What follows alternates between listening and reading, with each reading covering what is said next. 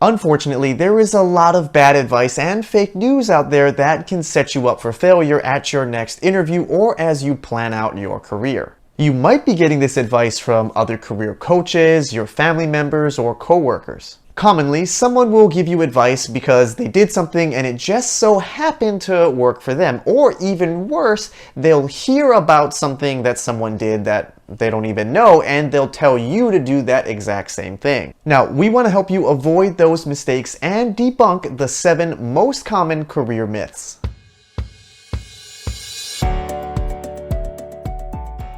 Now, before we get into busting these myths, make sure you subscribe down below for free career advice and comment what other videos would be helpful for you. Alright, career myth number 1 is that asking for too much money can get you rejected.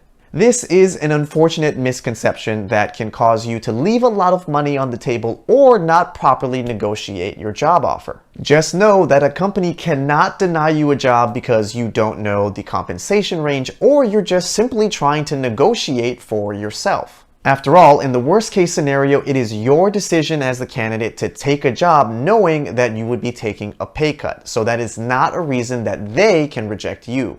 Career myth number 2 is that getting a referral automatically guarantees you an interview. While a referral is helpful, the quality of your referral is actually what matters. So if you are adding random people on LinkedIn and asking them to refer you, it doesn't carry that much weight because they can't actually speak about your work or vouch for you as a candidate. Now, another common misconception is that you need a college degree if you want to work at top companies like Google, Apple, Amazon, or Facebook. In fact, nearly 15% of Google's employees do not have a college degree, and you may have even seen in job descriptions recently that in the education section they will list a bachelor's degree or equivalent years of experience.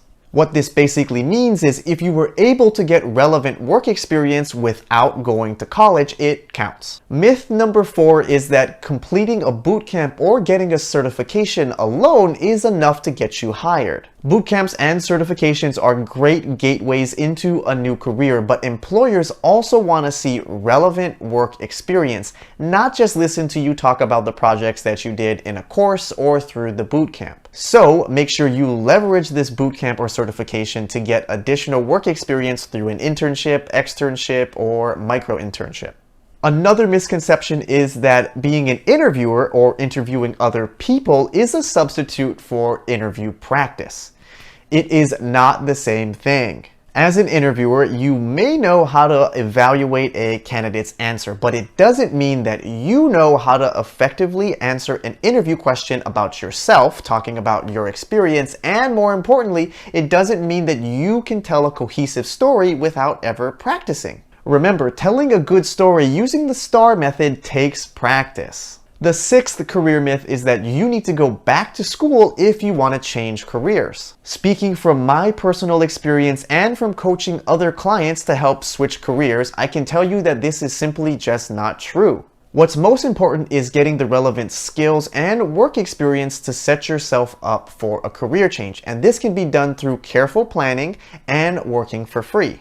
And the last and biggest career myth out there is that you should pick a job or career based on only what you're good at. I myself fell into this trap because in school I was really good at math. I always got A's, so I thought that meant that I loved numbers. So when I went to college, I chose to major in finance. So when I graduated, I got a job as a finance management consultant, and it took me a few years to figure out that I ultimately hated my job, even though I was really good at it. Being passionate and loving your job isn't always connected with being good at it. So ask yourself, why do you like your job? Do you look forward to Mondays, or are you always looking forward to the weekend?